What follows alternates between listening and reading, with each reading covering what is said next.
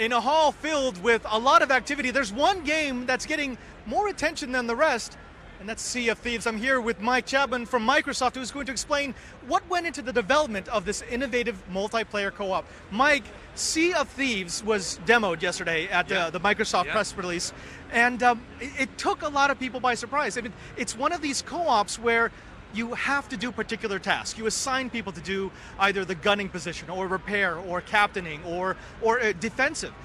What allows you to create a game like that? As you're developing it, why do you say this is what we're going to do with our co-op? So for us, you called out kind of the different player roles.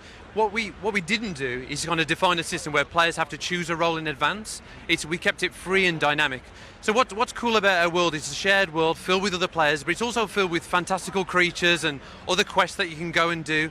But for us, we wanted to keep kind of what players do as free and open as possible. So when you're on that ship, you're gonna have all these different emergent encounters where, like, the person who does the cannons might be repairing the next second. He might be playing an instrument. He might be in the crow's nest. He might be on the wheel. It's not defined. The players have so much freedom in this game.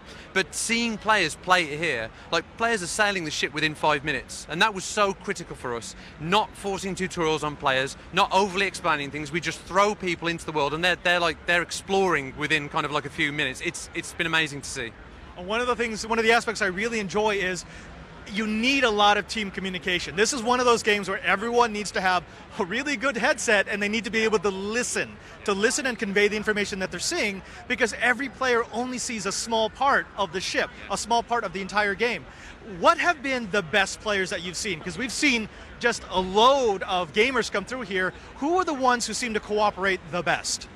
Oh, I mean, it's hard to say. I mean, sometimes you get just this right mix of personalities where you start seeing some of the advanced strategies. I mean, one of the things that you could see today is if you drop the capstan, drop the anchor at high speed and the wheel is turned, the ship will swing around almost like a pirate handbrake turn. It's incredible. So you can imagine how that could be used in battle, where you've got a ship on your tail. If you drop the capstan, you can fling the ship around and hit them with a broadside. You really start seeing those advanced player tactics and just the potential. The most exciting thing is, in this game, it's not who's got the fast reaction speeds, who's got the best skill that determines who wins in an encounter. It's teamwork, it's how cooperative players are. It's all about how they dynamically assign those roles, how they talk to each other. That's what makes the difference between a good crew and an excellent crew.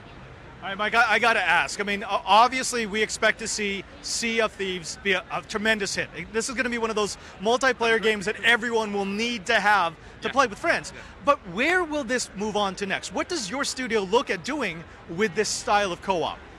Well, I think for us, Sea of Thieves is such a broad canvas, and that cooperative gameplay that we're talking about, that is the heart of the experience. It's the heart of Sea of Thieves.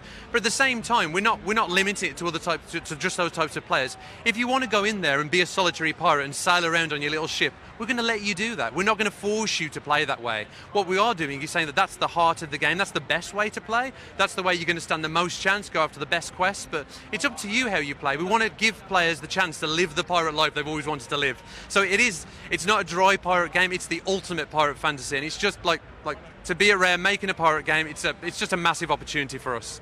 I don't think we can say anything more than that. Live the pirate life that you've always wanted to live. Now, if they want to pick up Sea of Thieves, availability, of course they're going to have to get it from Live, but when can they find more information? Where can they find you? So we're going to be a lot more open and transparent, like post E3. We want to kind of start sharing more of our plans about the game. The next big goal for us is to kind of get the game into beta.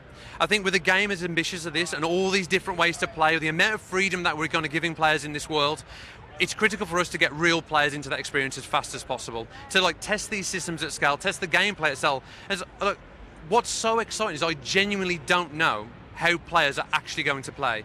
We're giving them the ships, we're giving them these tools, we'll give them quests, and to see what they do in that world is going to be so fascinating. I'm just so eager to get the game into real players' hands. So look forward to more information soon. I can't wait to talk more about the game. I don't know how the player is going to play. That's probably the highest praise that you can give to a developer. Mike, thank you so very much for speaking with us. Thank you for sharing the Sea of Thieves with us.